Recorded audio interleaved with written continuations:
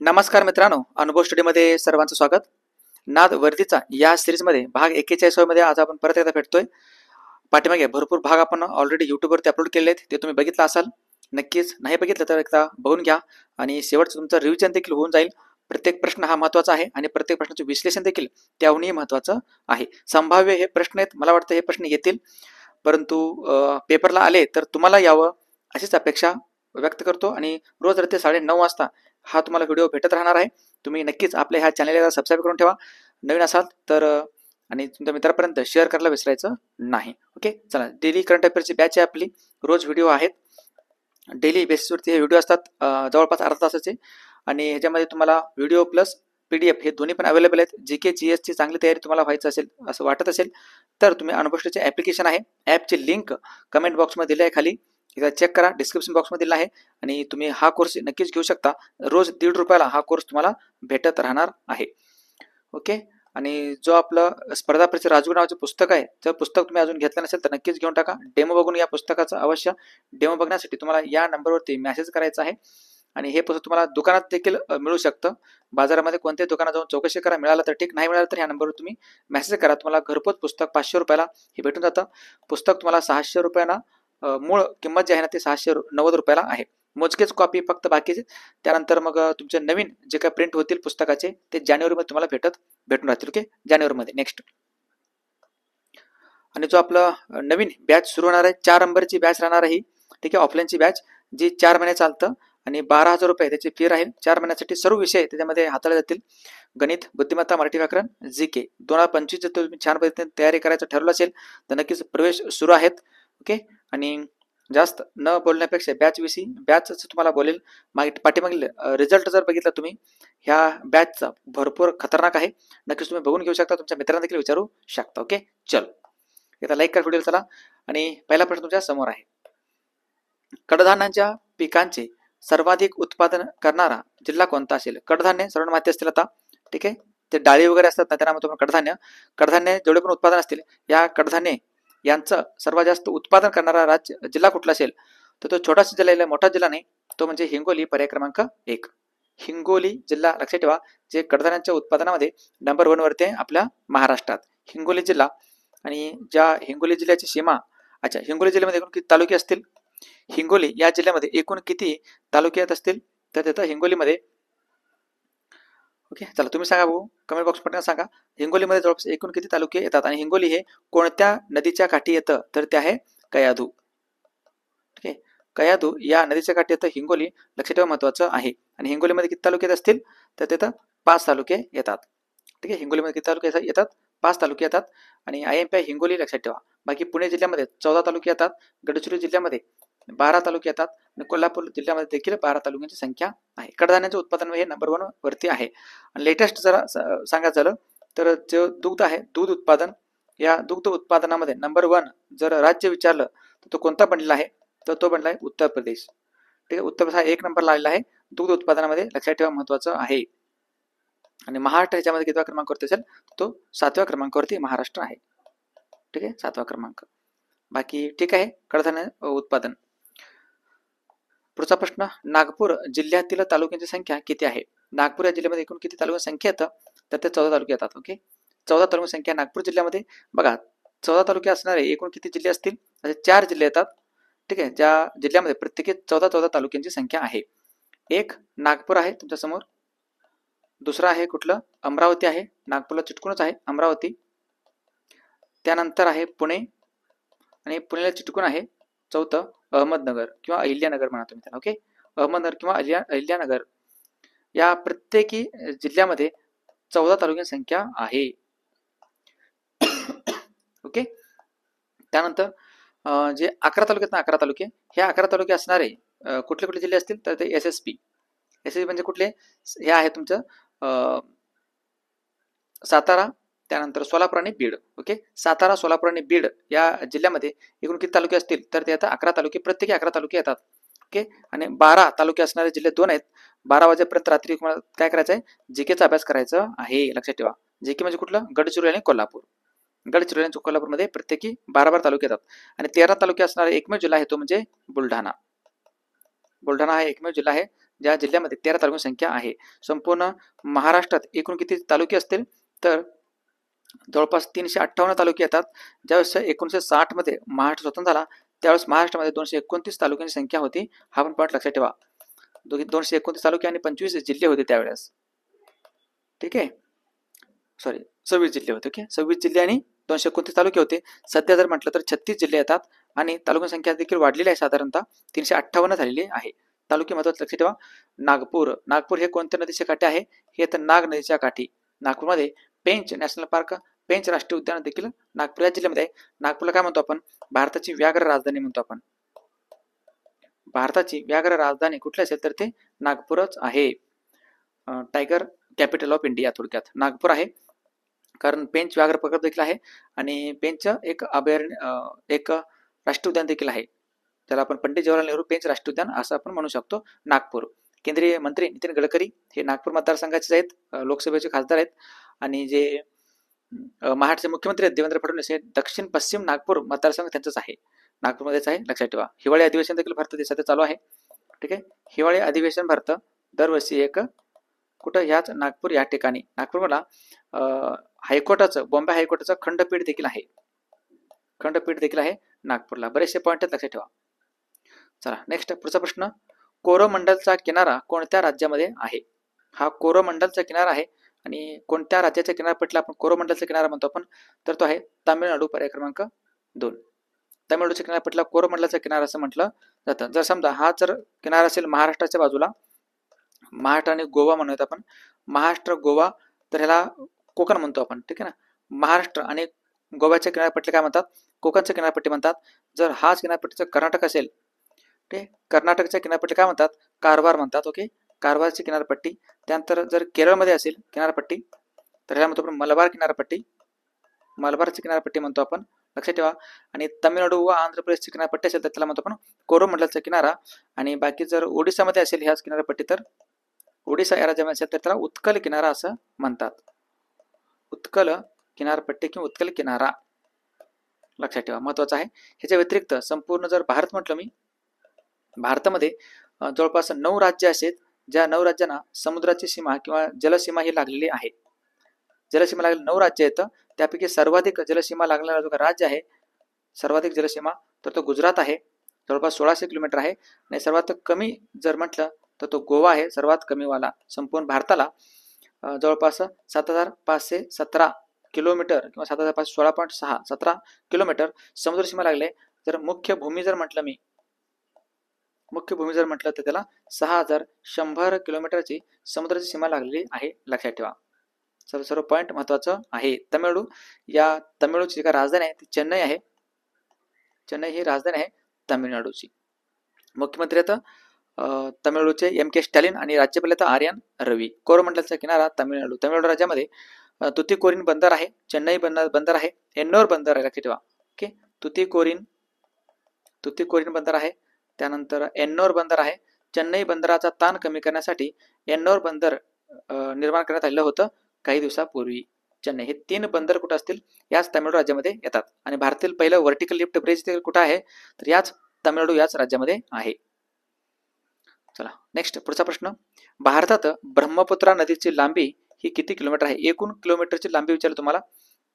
कोणती नदी? ही ब्रह्मपुत्रा नदी आहे. ब्रह्मपुत्रा नदीचं जे काही उगम होतो ऍक्च्युली हे होतं राकस सरोवर या ठिकाणी. राकस सरोवर किंवा मानस सरोवर म्हणतो त्याला. ओके, मानस सरोवर जरी म्हटलं तरी हरकत नाही. मानस सरोवर कुठे येतं? हे येतं तिबेटमध्ये. तिबेट या ठिकाणी येतं, हिमालयामध्ये थोडक्यात. ओके, तिबेटमध्ये होतं ब्रह्मपुत्रा नदी. आणि ब्रह्मपुत्रा नदी ही पूर्ववाहिनी नदी आहे ऍक्च्युली. ठीक आहे ना. पूर्ववाहिनी नदी ही पूर्वेकडे वाहते अशा रीतीनं. ठीक आहे, अशा दिशेनं अशी येऊन मिळणारी नदी आहे ही पूर्ववाहिनी नदी. ठीक आहे, इथं तिचं उगम आहे. आणि बाकी ह्या तिबेटचा एरिया येतो. तिबेटमध्ये या नदीला म्हणतात सांगपो असं म्हटलं तर तिबेटमध्ये. त्यानंतर हा चीनचा एरिया आहे. चीनमध्ये ह्याला म्हणतात यारलुंग झांगबो असं म्हणतात चीनमध्ये, बरं का. हे ब्रह्मपुत्राचे नाव आहे सगळे. त्यानंतर हिथं ह्याला ब्रह्मपुत्रा म्हणतो आपण आपल्या भारतामध्ये ह्याला म्हणतो आपण ब्रह्मपुत्रा. आणि ह्यालाच म्हणतात जमुना म्हणतात आपल्या बांगलादेशमध्ये. ओके, बांगलादेशमध्ये ब्रह्मपुत्राला काय म्हणतात? जमुना असं म्हटलं जातं. आणि भारतामध्ये जे काही लांबी आहे ती 916 किलोमीटर आहे, पर्याय क्रमांक 3. 916 किलोमीटर लक्षात ठेवा. आणि ही एक आंतरराष्ट्रीय नदी आहे, खूप मोठी नदी आहे. आणि ब्रह्मपुत्रा नदीवरतीच या पात्रामध्ये इथे एक बेट आहे ज्याला म्हणतो आपण माजुली बेट, जे आसाममध्ये येतं. नदी पात्रावरील सर्वात मोठे बेट कुठलं असेल तर तो माजुली बेट आहे, जो आसाममध्ये येतो. आसामने त्याला एक जिल्हा देखील घोषित केलं होतं. आणि भारतातील पहिला कार्बन न्यूट्रल जिल्हा कुठला असेल तर तो आहे माजुली. भारतातील पहिला कार्बन न्यूट्रल जिल्हा माजुली, लक्षात ठेवा. ओके. ब्रह्मपुत्र नदी ही पूर्व वाहिनी आहे, नंतर मग दक्षिण वाहिनी, आणि त्यानंतर पश्चिम वाहिनी वाहते ही नदी. त्यानंतर परत दक्षिण वाहिनी वाहून आपल्या बंगालच्या उपसागरात जाऊन मिळते. या ठिकाणी तिला ब्रह्मपुत्रा आणि गंगेचा पण संगम होतो याच बांगलादेशमध्ये. त्यानंतर त्या दोन्हीच्या संगमाला म्हणतात त्याला मेघना. मेघना. ब्रह्मपुत्र नदी मोस्ट IMP आहे. चला, त्यानंतर पुढचा प्रश्न आहे, भात शेतीसाठी वापरले जाणारे मासे कोणते आहेत? ठीक आहे, भात शेती करायचं असेल आपल्याला, ओके, भात शेतीसाठी कोणते मासे वापरतात तर ते मासेचे प्रकार आहेत भरपूर. कुठलेही मासे कुठे पण वापरत नाहीत, तर त्यात जिताडा आणि कॅटफिश विशेषतः हे वापरतात. बघ, लक्षात ठेवा, जिताडा आणि कॅटफिश हे मासे भात शेतीसाठी वापरले जाते, लक्षात ठेवा. मत्स्य शेती ज्याला आपण ॲक्वा कल्चर असं म्हणतो आपण, शोभिवंत मासे जर पाळायचं असेल आपल्याला aqua culture, okay, aqua culture असं म्हटलं जातं. शोभिवंत माशांचा व्यवसाय करणे, शोभिवंत मासे पाळणे, थोडक्यात मासे ॲक्वा कल्चर आहे. आणि जर मासे असतील, मासे या मत्स्य उत्पादन वाढावं म्हणून क्रांती पण राबवण्यात आली होती. मत्स्य उत्पादन याला प्रोत्साहन द्यावं किंवा याचं उत्पादन वाढावं म्हणून निळी क्रांती आहे, लक्षात ठेवा. ब्ल्यू रिव्हॉल्युशन किंवा निळी क्रांती, मत्स्य उत्पादन IMP आहे. आणि महाराष्ट्राचा राज्य मासा पण आहे आपल्याकडं. महाराष्ट्राचा जो राज्य मासा आहे त्याचं नाव काय असेल तर त्याचं नाव आहे सिल्व्हर पापलेट. सिल्व्हर पापलेट हा आहे महाराष्ट्राचा राज्य मासा. आणि भारताचा जलचर प्राणी कुठला असेल, भारताचा राष्ट्रीय जलचर प्राणी कुठला असेल तर तो आहे डॉल्फिन. जो गंगा नदीमध्ये मिळणारा जो डॉल्फिन आहे तो भारताचा राष्ट्रीय जलचर प्राणी आहे. सगळे लक्षात ठेवा, IMP आहे. आणि महाराष्ट्रामध्ये भात संशोधन संस्था कोणत्या ठिकाणी येतात? ठीक आहे, महाराष्ट्रामध्ये भात संशोधन संस्था कोणत्या ठिकाणी आहेत? हे 2 ठिकाणी आहे. एक साकोली भंडारा या ठिकाणी आहे आणि एक आहे कर्जतला, कर्जत, लक्षात ठेवा. याच्या व्यतिरिक्त पण असू शकतील, पण हे 2 तरी लक्षात ठेवा, IMP आहे. चला, आणखी एक महत्त्वाचा क्वेश्चन बघत आपण, भारताचे प्रमाणवेळ रेखावृत्त कोणते आहे? म्हणजे भारताचे प्रमाणवेळ रेखावृत्त कोणते आहे? कोणत्या रेखावृत्तावरून भारताचे प्रमाणवेळ ठरवण्यात आलेलं आहे? जो ग्रीनविच, ठीक आहे ना, ग्रीनविच पासून हे 5.5 तास कसं आहे, हे पुढे आहे. ठीक आहे, पुढे आहे, लक्षात ठेवा. ह्या पुढेला अंडरलाईन करा, सगळ्यात महत्त्वाचं. ओके, 5.5 तास कसं आहे, पुढे आहे. आणि हे किती असेल, हे 82.5 अंश पूर्व रेखावृत्त करा तुम्ही. ओके, 82.5 अंश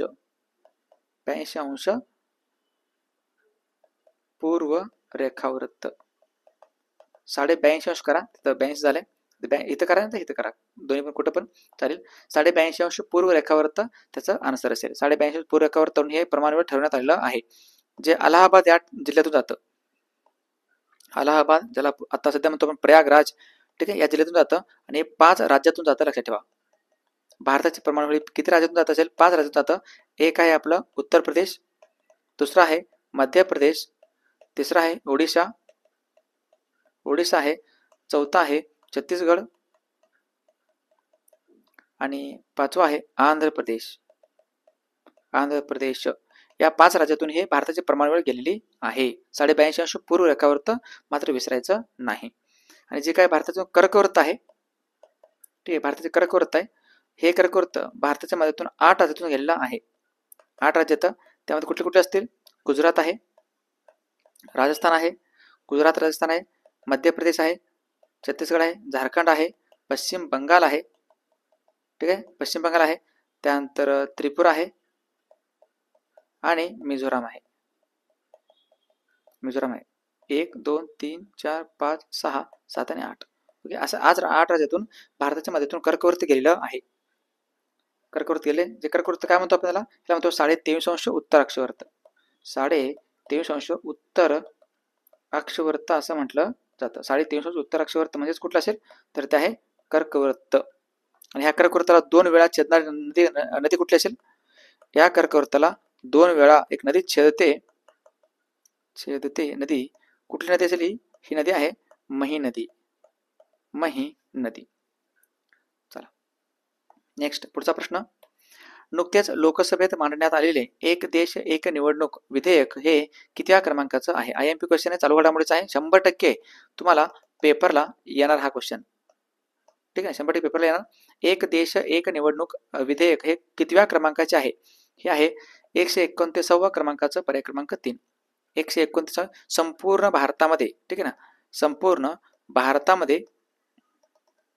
संपूर्ण भारतात एक वेळाच एकदाच काय व्हायला पाहिजे, निवडणुका व्हायला पाहिजे विधानसभेच्या आणि लोकसभेच्या. ठीक आहे, लोकसभेच्या प्लस विधानसभेच्या निवडणुका एकाच वेळेस व्हावं म्हणून एक देश एक निवडणुका हे जे काही विधेयक आहे हे ऍक्च्युली विधेयक आहे. ठीक आहे, ह्याला म्हणतो आपण बिल, मसुदा म्हणतो आपण. आणि ह्याच्यावरती जर राष्ट्रपतीने सही केली, कोण सही करतात ह्याच्यावरती? राष्ट्रपती सही करतात, त्यानंतर मग हे बनतं कायदा. घटना दुरुस्ती कायदा होणार आहे, लक्षात ठेवा. अमेंडमेंट ऍक्ट म्हणतो आपण त्याला. 129 घटना दुरुस्ती आहे. अजून हे मांडण्यात आले लोकसभा, हे तर पास व्हायला पाहिजे, पारित व्हायला पाहिजे. त्यानंतर हे केलं पाहिजे राज्यसभेमध्ये, थोडक्यात ओके, राज्यसभेत पारित व्हायला पाहिजे आणि त्यानंतर मग राष्ट्रपतीला मंजुरी देतील. चला कमेंट बॉक्समध्ये सांगा राष्ट्रपतींची सही कितव्या कलमानुसार सांगण्यात आलेलं आहे. राष्ट्रपती हे विधेयकावर कितव्या कलमानुसार सही करतात? ओके, 110 कलम धनविधेयक आहे आणि 111 कलम ज्यांना त्या कलमानुसार ते शपथ घेतात. आणि 112 कलम काय सांगतं? 112 कलम सांगतो वार्षिक वित्तीय विवरणपत्र म्हणजे बजेट, थोडक्यात बजेट. ओके, IMP समजले सर्व पॉईंट. एक देश एक निवडणूक. आणि अच्छा, ह्यासाठी एक समिती नेमण्यात आली होती सरकारनं. कोणत्या समिती शिफारशीनुसार हे करण्यात आले आहे? मग ती समिती कुठल्या आहेत? तर त्या आहेत रामनाथ कोविंद कमिटी. रामनाथ कोविंद समिती होती, याचे अध्यक्ष होते. त्यांच्या अंतर्गत हे शिफारस देण्यात आलेले आहेत. कुणी मांडलं हे? सध्याचे कायदा मंत्री कोण असतील भारताचे? भारतात सध्या कायदा मंत्री कोण असतील हे तुम्हाला कमेंट बॉक्समध्ये सांगायचं आहे. चला त्यानंतर पुढचा प्रश्न. आणि घटना दुरुस्ती करण्यात येणार आहे. आणि घटना दुरुस्ती विषयीचे जे काही तरतुदी आहेत ना, घटना दुरुस्ती विषयक तरतुदी हे येतात कलम 368 मध्ये. भारतीय राज्यघटनेतील कलम 368 मध्ये येतात. आणि भाग येतात कुठलं? भाग येतं 20. भाग 20 मध्ये येतं. चला पुढचा प्रश्न. सर्वोच्च न्यायालयाने कोणत्या वर्षी आफ्रिकेतून चित्ता भारतामध्ये आणण्यासाठी परवानगी दिलेली होती? आपण नंतर बघा, आफ्रिकेतून चित्ता आणले आणि नामिबियावरून पण आपण चित्ता आणलेले होते. आणि आफ्रिकेतून चित्ता आणण्यासाठी सुप्रीम कोर्टाने परवानगी दिली होती 2020 मध्ये, पर्याय क्रमांक 3. 2020 त्याचा करेक्ट आन्सर आहे. दक्षिण आफ्रिका हा. ठीक आहे, दक्षिण आफ्रिकेवरून पण आपण चित्ता आणले होते आणि आपण नामिबिया या देशावरून पण आपण चित्ता आणलेला आहे. नामिबिया लक्षात ठेवा, नामिबियावरून आपण किती 8 चित्ते आणले होते सुरुवातीला. आणि हे चित्ते आणून आपण कुठे ठेवलं होतं? हे कुनो नॅशनल पार्क आहे, कुनो राष्ट्रीय उद्यान म्हणतो आपण त्याला. कुनो राष्ट्रीय उद्यान जे की मध्य प्रदेश राज्यामध्ये येतं, त्या ठिकाणी आपण ठेवलं होतं. नंतर आपण आफ्रिकामधून पण आपण चित्ते आणलेले होते, 12 चित्ते. ठीक आहे ना. आफ्रिका, नामिबियाची राजधानी काय असेल? विंड होक ही राजधानी आहे नामिबियाची, लक्षात ठेवा. आपण नंतर भरपूर चित्ते आणले आहेत.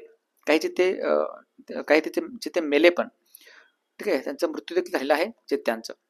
सुप्रीम कोर्ट हे सर्वोच्च न्यायालय आहे. सुप्रीम कोर्टाचे जे काय कलम आहे, कलम 124 आहे. आणि 26 जानेवारी 1950 ची स्थापना आहे सुप्रीम कोर्टाचं. आणि सध्याचे याचे 51वे मुख्य सरन्यायाधीश आहेत, त्यांचं नाव आहे संजीव खन्ना. ठीक आहे, लक्षात ठेवा. आणि सुप्रीम कोर्टात जे काही न्यायाधीश असतात त्यांचं वय किती असतं, किती वर्षापर्यंत ते पदावरती राहू शकतात? तर 65 वर्ष वयापर्यंत ते पदावरती राहू शकतात, लक्षात ठेवा. सुप्रीम कोर्ट आहे. आणि जे काही न्यायाधीश असतात या न्यायाचं नेमणूक करण्याचं काम कोणाला आहे? सर्वोच्च न्यायालय असू द्या किंवा हायकोर्ट असू द्या, त्यांचं न्यायाधीशांचं नेमणूक कोण करतात? राष्ट्रपती करत असतात, लक्षात ठेवा. राष्ट्रपती करत असतात. चित्ता IMP आहे. भारतात राष्ट्रीय प्राणी मात्र वाघ आहे बरं का, लक्षात ठेवा. चला त्यानंतर सिगारेट मधील धुरांमध्ये कोणता प्रदूषक वायू आढळतो? सिगारेट या सिगारेट मधील धुरामध्ये कोणता प्रदूषक वायू असतो जो आपल्या श्वासामध्ये आपण जर श्वास घेतलो तर आपण गेलो तर आपल्याला त्रास पण होऊ शकतो? तर हा सिगारेटमध्ये असतो कार्बन मोनॉक्साईड, पर्याय क्रमांक 2. कार्बन मोनॉक्साईड असतो, लक्षात ठेवा. कार्बन मोनॉक्साईड IMP आहे सिगारेट. ठीक आहे, सिगारेटमध्ये तंबाखू असतं ऍक्च्युली. ठीक आहे, तंबाखू असतं. आणि तंबाखूमध्ये कोणता घटक असतो? तर निकोटीन घटक असतो. निकोटीन हा घटक असतो तंबाखूमध्ये, लक्षात ठेवा. आणि केंद्रीय तंबाखू संशोधन संस्था तर राजमहेंद्री या ठिकाणी. तंबाखू, अच्छा, तंबाखू हे भारतात कुणी आणलं असेल? तंबाखू हे सर्वप्रथम भारतामध्ये कुणी आणलं असेल? तर ते व्यक्ती तर पोर्तुगीज व्यक्ती, त्यांनी भारतामध्ये तंबाखू सर्वप्रथम आणलं होतं. बटाटा पण हेच आणलेला आहे, तंबाखू पण हेच आणलेला आहे, पोर्तुगीजचं. लक्षात ठेवा. कार्बन मोनॉक्साईड IMP आहे, सिगारेटमध्ये धुरामध्ये तो आढळतो. तर त्यानंतर पुढचा प्रश्न, 1857च्या उठावाचे प्रतीक काय होतं? ठीक आहे, 1857चा उठाव कोणत्या वर्षी घडला असेल? साहजिकच आहे, 1857 मध्येच घडलेलं आहे. 1857च्या उठावाचे प्रतीक काय होतं? तर तो कमळ आणि रोटी. कमळ आणि रोटी पर्याय क्रमांक 1 लक्षात ठेवा. 1857च्या वेळेस भारताचा गव्हर्नर जनरल कोण होता? तर होता लॉर्ड कॅनिंग. लॉर्ड कॅनिंग हा होता भारताचा गव्हर्नर जनरल, आणि हा शेवटचा भारताचा गव्हर्नर जनरल राहिला आहे. त्यानंतर हा बनला व्हाईसरॉय, पहिला व्हाईसरॉय. हा फर्स्ट व्हाईसरॉय देखील बनला आहे. कारण एक कायदा आला याच्या कार्यकाळामध्ये 1858 मध्ये. 1857 उठाव झाल्यानंतर 1858 मध्ये एक कायदा आला, त्याला म्हणतो आपण राणीचा जाहीरनामा. ठीक आहे, राणीचा जाहीरनामा आला, आणि ह्या राणीच्या जाहीरनाम्यानुसार काय करण्यात आलं, जे काही ब्रिटिश ईस्ट इंडिया नावाची काही कंपनी आहे, ब्रिटिश ईस्ट इंडिया नावाची काही कंपनी आहे, ही कंपनी काय करण्यात खतम करण्यात आली. आणि आता राजा किंवा राणीचं रूल सत्ता या ठिकाणी आलेलं आहे. 1 नोव्हेंबर 1858 मध्ये ते जो काही जाहीरनामा आहे, तो जाहीरनामा लॉर्ड कॅनिंग यांनीच अलाहाबादच्या दरबारामध्ये वाचून दाखवलेलं होतं. 1857 उठाव लक्षात ठेवा. जे बराकपूर छावणी आहे, बराकपूरची छावणी आहे, या बराकपूरच्या छावणीमध्ये सर्वात पहिल्यांदा गोळी झाली. सर्वप्रथम कोणी झाली होती ही गोळी? मंगल पांडेंनी. ठीक आहे, मंगल पांडेंनी गोळी झाडली आणि उठावाला सुरुवात झाली. आणि उठावाचं तात्कालिक कारण काय असेल? तात्कालिक कारण काय असेल 1857 उठावाचं? तर ते आहे काडतूस प्रकरण, बंदुकीचं प्रकरण किंवा काडतूस प्रकरण. बस एवढं लक्षात ठेवा, काडतूस प्रकरण. हे डिटेलमध्ये तुम्हाला मी आपल्या इतिहासाची बॅचमध्ये समजावून सांगितलेलं आहे, सर्वच्या सर्व. कमळ व रोटी 1857 उठाव. नेक्स्ट, डेक्कन भागातून ईस्ट इंडिया कंपनी कोणती वस्तू निर्यात करत असत? दख्खनच्या पठारावर पण तुम्ही थोडक्यात. ठीक आहे, डेक्कन म्हणजे तर दख्खनचं पठार आहे, आणि दख्खनच्या पठारावर असणारे जेवढे पण महाराष्ट्र वगैरे आहेत ना, हे कर्नाटक असेल, वेगवेगळ्या राज्यातून कोणते उत्पादन, असं वस्तू कोणती होती जी ईस्ट इंडिया नावाची कंपनी निर्यात करत होती सगळ्यात जास्त पद्धतीनं ब्रिटनमध्ये किंवा इंग्लंडमध्ये? तर ते आहे कापूस. की कापसाचं उत्पादन खूप मोठ्या प्रमाणावर होत होतं, आणि आजही कापसाचं उत्पादन खूप मोठ्या प्रमाणामध्ये होतो भारतामध्ये. लक्षात ठेवा, कापूस आहे, कॉटन म्हणतो आपण त्याला, कापूस कॉटन आहे. आणि कापसाच्या सध्या जर उत्पादनामध्ये नंबर 1 जिल्हा विचारला तर तो जळगाव आहे. सध्या जळगाव उत्पादन नंबर 1 वरती आहे. आणि कापसाचा जिल्हा म्हणतो आपण कशाला? त्याला पांढरे सोने म्हणतो ऍक्च्युअली. ह्याला काय म्हणतो आपण? ह्याला म्हणतो पांढरे सोने. पांढरे सोने म्हटलं जातं. आणि पांढरे सोने पिकवणारा जिल्हा कुठला असेल तर तो यवतमाळ. यवतमाळ आहे. कापसाविषयीचे क्रांती पण आहे आपल्याकडं, क्रांती पण आहे. कुठलं? तर ते रजत तंतू क्रांती. रजत तंतू क्रांती, त्याला म्हणतो आपण काय? Silver fibre revolution. Silver fibre revolution. कापूस आहे, महत्वाचं लक्षात ठेवू शकता. डेक्कन भाग IMP आहे, कापूस. चला, त्यानंतर पुढचा प्रश्न, कोणत्या देशाने समलैंगिक संबंधाला गुन्हा घोषित करणारा एक कायदा पारित केलेला आहे? म्हणजे समलैंगिक जर तुम्ही संबंध ठेवलात तर तुमच्यावरती गुन्हा नोंद होऊ शकतो, असा कायदा कोणी पारित केला होता नुकतंच? तर ते पारित केलं आहे इराकनं, पर्याय क्रमांक 4. इराक आहे तो देश, आणि इराकची राजधानी काय असेल? बगदाद. इराकची राजधानी तर बगदाद, लक्षात ठेवा. आणि इराणची राजधानी काय असेल? इराणची राजधानी तेहरान. तेहरान ही इराणची राजधानी. अफगाणिस्तानची राजधानी आहे काबूल, आणि पाकिस्तानची आहे कुठले? इस्लामाबाद. इस्लामाबाद ही पाकिस्तानची राजधानी आहे. इराक लक्षात, इराक लक्षात ठेवा, महत्वाचं आहे. आणि बाकी समलैंगिक विवाह आहे, आणि समलैंगिक विवाहाला मान्यता देणारा पहिला देश कुठला आहे संपूर्ण जगामध्ये? समलैंगिक विवाहाला मान्यता देणारा, ठीक आहे, समलैंगिक विवाहाला मान्यता देणारा संपूर्ण जगातील पहिला देश कुठला असेल? मान्यता देणारा पहिला देश, फर्स्ट देश कुठला असेल? तर तो आहे नेदरलँड. नेदरलँड आहे IMP. बाकी पहिला आशियाई देश कुठला असेल बघा? फर्स्ट पहिला आशियाई देश कुठला आहे त्यांनी हे मान्यता दिलं होतं? तर तो तैवान आहे. तैवान आहे. तैवाननं दिलं, नेपाळनं दिलं, बऱ्यापैकी देशांनी दिलेलं आहे, थायलंडने दिलेलं आहे. समलैंगिक विवाहाला लक्षात ठेवा, समलैंगिक IMP आहे. काल तुम्हाला एक क्वेश्चन विचारलं होतं मी, त्या प्रश्नाचा आन्सर बऱ्याच जणांनी आन्सर करेक्ट दिलेला आहे. प्रश्न असा होता, खालीलपैकी कोणते चिन्ह हे पाऊंड या चलनाचे आहे? ओके, पाऊंड चलन तुम्हाला चलनाचं चिन्ह तुम्हाला विचारलं होतं, तर तो कुठलं असेल? तर बऱ्याच जणांनी आन्सर करेक्ट दिलंय. त्याचा आन्सर पर्याय क्रमांक 3 हे आहे पाऊंड. ओके, असं लिहितो आपण पाऊंड. पाऊंड हे चलन आहे आणि हे आहे युरो. हे युरो आहे. ओके, युरो आहे असं लिहितो आपण युरो. युरो आहे. हा आहे डॉलर. डॉलर आहे आणि हा आहे येन आहे. हा येन जपानचं चलन येन आहे, लक्षात ठेवा.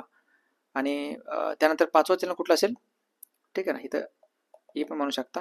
पाचवं चलन आहे कुठलं? आपलं रुपया. हे आहे रुपया. असे हे फक्त संपूर्ण जगामध्ये पाच आहेत. हे फक्त आणि फक्त 5 चिन्ह आहेत ज्या चलनाला चिन्ह आहे वैयक्तिकरित्या. ठीक आहे, संपूर्ण जगामध्ये फक्त 5च चलन असे आहेत त्यांना चिन्ह आहे, बाकीचं चिन्ह नाही. आता युवान हे चलन आहे चायनाचं, किंवा जो रशियाचं रुबल आहे, ह्यांना चिन्ह नाही. ठीक आहे, लक्षात. हे युरो, डॉलर, येन, त्यानंतर पाऊंड आणि आपलं रुपया. चला, आजचा तुमच्यासाठीचा खास क्वेश्चन आहे, भारताचे सध्या केंद्रीय कायदामंत्री कोण आहेत? आन्सर कमेंट बॉक्समध्ये सांगायचं आहे. कमेंट बॉक्समध्ये तुमची उत्तराची वाट बघतोय. तुमच्यासमोर 4 ऑप्शन आहेत: मनोहरलाल खट्टर, राजीव रंजन सिंग, अमित शहा आणि राजूराम मेघवाल. ठीक आहे, ज्यांनी बिल पण मांडलेलं आहे, लक्षात ठेवा आताच रिसेंटली.